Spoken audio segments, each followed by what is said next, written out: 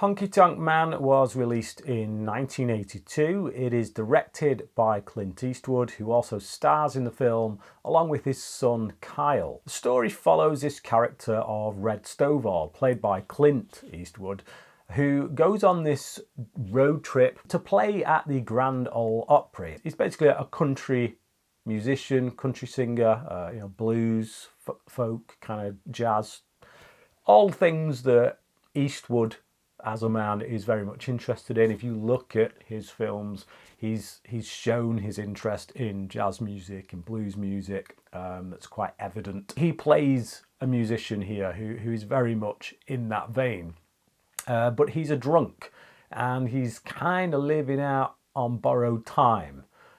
So he wants to play at the Grand Ole Opry as a kind of a last chance really to make something of himself before he goes out. Unfortunately for him, because he is always so drunk, he can't drive. So he enlists the help of his nephew, Whit, played by Kyle Eastwood, to drive him across country to get to this Grand Ole Opry. So as is often the case with a lot of Eastwood movies, it is a very simple concept, one that you can find multiple times played out throughout Hollywood cinema history. But again, as is often the case with Eastwood, he takes it and he makes it his own. He puts his unique signature style on this, both as director and as a performer. As a director, he has a very simple style. It's not showy, it's not MTV cutting, it's just very plain, but in a really good way that allows you to focus on story and character and the things that matter when it comes to movie making, to cinema. And the characters here, I really, really love. I really enjoy. I want to be on this road trip with them. There's another character, a third character, he's the grandpa, basically, and he has his own reasons for going on this journey with them. But the three of them together make this really lovable, enjoyable, and in many ways roguish team of characters. Kyle Eastwood acquits himself well, avoiding any kind of pratfalls of what might come across as like a vanity project on Clint Eastwood's part, enlisting his son, let's get the family on it. Sometimes that can go a bit, I think of After Earth with Will Smith and his son. It's just like, you watch something like that and you're like, ooh, yeah, maybe not, kind of steer clear.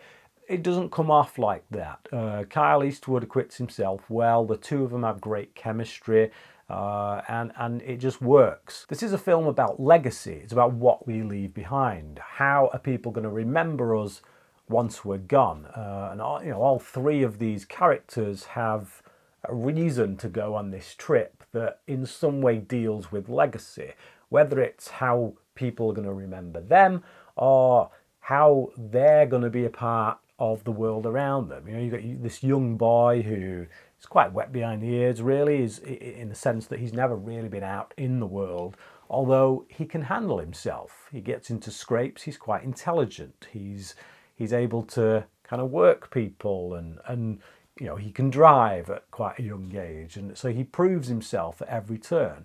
And again, that's part of that idea of going out into the world and leaving a legacy and making yourself known.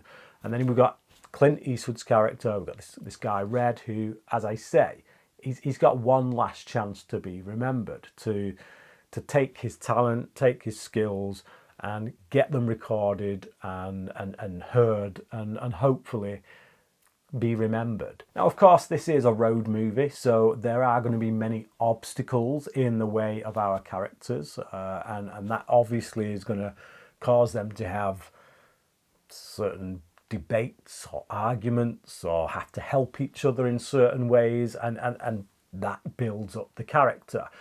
So yeah, all that you would expect in a road movie. Now, those scrapes at times are actually quite amusing, sometimes have a little bit of tension involved. There is one particular moment that I'm not really keen on, didn't wash so well with me. It was a bit Benjamin Button, where so Clint Eastwood kind of sends, and it's kind of even worse knowing that this is his son in real life. On screen, he sends him into a brothel to have his first time. It's in keeping with the character. I get it. You know, this is a guy who, he's a drunk. He's clearly a bit of a vagabond. He's been in trouble with the law on multiple occasions. He gets in trouble with the law during this film. So this is clearly a bit of a rogue. But even so, it's like, yeah, sending the boy into the brothel to make him a man. It's just like, it's this really old idea of masculinity, and just, yeah, it didn't sit quite right with me. You remove that moment, everything else in here is just really, it's quite sweet in many ways. I'd say this sits in line with Bronco Billy in many ways. It's that kind of film that, you know, of family kind of coming together and working through the odds. It's not like your Eastwood Western or action, your cop thrillers, those kind of things that you expect from Eastwood. It was more, yeah, we're moving into his 80s period. He was kind of diverging away from that kind of movie and making things that were a bit more heartfelt, a bit more kind of low key, shall we say. So yeah, and I like it. I like those kind of movies from Eastwood. I like when he shows a bit of a softer side. That's not to say that he goes full on softy here, because as I say, this character still has a lot of rough edges. I like Eastwood's musical performances in this as well. It's not really my kind of music generally. I wouldn't choose to listen to this kind of stuff, but there's something quite somber about it, but soulful, shall we say. While I wouldn't say that Eastwood is the best singer in the world, he's got it. Whatever it is that you need to have to make that kind of music, he's got it. I think another similarity that this film shares with Bronco Billy is that idea of picking up stragglers and kind of making them part of your family, like a surrogate family. Again, that's something that's been a bit of a theme throughout quite a lot of the films I've seen with Eastwood. But here it's more of a reluctance from Eastwood's character here. So whereas Bronco Billy was very much about picking up strays and making them part of his family, Red here, he's more like he tolerates it rather than wants it. In fact, he doesn't want it, but it just kind of happens. Whether he likes it or not, he ends up picking up these stragglers, and by the end of the film, they are something of a surrogate family. So one such straggler in particular is this character of Marlena, played by Alexa Keenan. I think that's how you pronounce her name. But yeah, she's quite an amusing character because she's a rather under the thumb kind of almost like a slave girl from the look of things. I don't know what she is when we first meet her, but she's clearly working for a bit of a tyrant boss who, just treats her like a slave. And she has every reason to get out from under him, and she just kind of tags along. Again, like I say, reluctantly. From Red's perspective, she's quite an amusing character. She's someone who just straddles that fine line between being cute and annoying.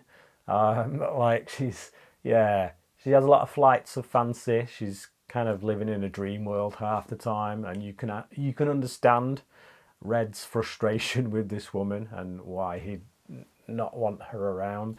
But you also kind of understand from Wit's point of view how he kind of warms to her and sees something quite quirky in her that he finds endearing.